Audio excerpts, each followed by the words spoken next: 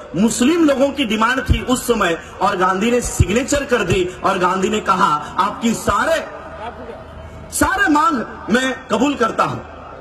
मुस्लिम delegation ने सोचा गांधी ये जाति से बनिया है, हमको अगर कुछ दे रहा है तो कुछ मांगेगा जरूर। इसलिए मुस्लिम लोगों ने पूछा कि इसके बदले में आपको क्या चाहिए।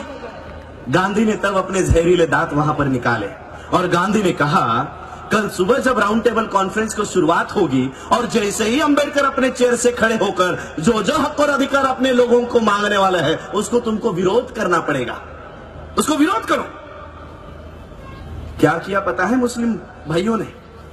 मुस्लिम भाइयों ने कहा कि अस्पृश्यों के, अछूतों के हक और अधिकार में से अगर आप हमको कुछ देना चाहते हो तो हम कतई स्वीकार नहीं करेंगे। दूसरे दिन ये मुस्लिम बाबा साहब के बाजू से खड़े हुए, बाबा साहब अंबेडकर जी के बाजू से खड़े हुए और बाबा साहब अंबेडकर जी को इस देश में कॉम्युनल अवार्ड जाहिर हुआ। आज का जो आपका रिजर्वेशन है ये भारत सरकार ने दिया हुआ नहीं है। आज आपकी जो पॉलिटिकल रिजर्वेशन है ये भारत सरकार ने दिया हुआ नहीं है। आज आपके जो वोट देने का अधिकार है ये भारत सरकार ने दिए हुए नहीं है, ये बाबा साहब ने राउंड टेबल कॉन्फ्रेंस से लाए हुए अधिकार है, राउंड टेबल कॉन्फ्रेंस में लाए। और तीसरा उदाहरण देता हूं, क्यों बुलाया मुस्लिम को।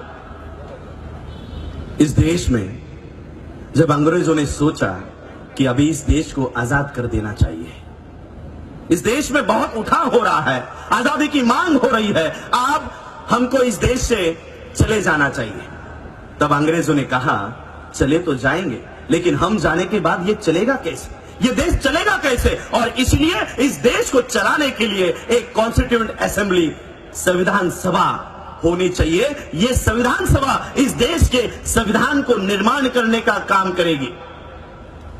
अंग्रेजों ने कॉन्स्टिट्यूएंट असेंबली का गठन किया, 398 मेंबर्स। आपको लगता है बाबा साहब अंबेडकर एक अकेले इस संविधान सभा में थे? मैं आपको बताता हूं कैसे बाबा साहब अंबेडकर जी इस संविधान सभा में गए। इसी मुंबई से, जहां पर मुंबई में हम बैठे हैं, इसी मुंबई से बाबा साहब अंबेडकर जी ने इस संविधान सभा में जाने के लिए प्रयास किए। गांधी और नेहरू ने आके कहा कि बाबा साहब हमको पता है आप इस संविधान सभा में जाना चाहते हो, लेकिन इस संविधान सभा के दरवाजे ही नहीं खिड़कियां भी हमने आपके लिए बंद रखी है, आपको इस संविधान सभा में आने ही नहीं देंगे, आने ही नहीं देंगे। बाबा साहब अंबेडकर जी की कोई भी किताब उठाओ, बाबा साहब ने लिखी हुई राइटिंग एंड स्पीचेस उठाओ, उसमें बाबा साहब अंबेडकर एक बात के लिए जोर देते हैं और वो है ये है कि हमारे लिए सेफ गार्ड्स निर्माण होने चाहिए, हमारा सुरक्षा कवच होना चाहिए। और ये सुरक्षा कवच संविधान सभा में जाने के बाद ही बन सकता था, लेकिन इस संविधान सभा में बाबा साहब को आने के लिए मनाही कर दी गई थी। तब बाबा साहब की ये बेचैनी जोगेंद्र नाथ मंडल इन्होंने देखी।